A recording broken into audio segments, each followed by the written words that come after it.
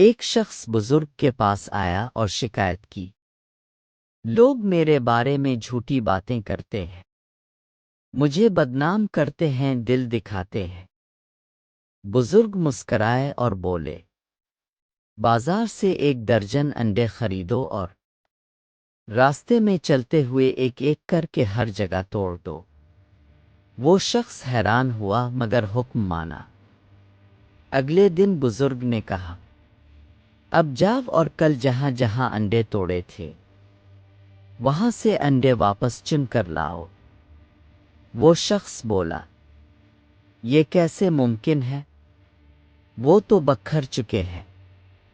بزرگ نے نرمی سے کہا، بس زبان سے نکلا ہوا لفظ بھی ایسا ہی ہوتا ہے، واپس نہیں آتا۔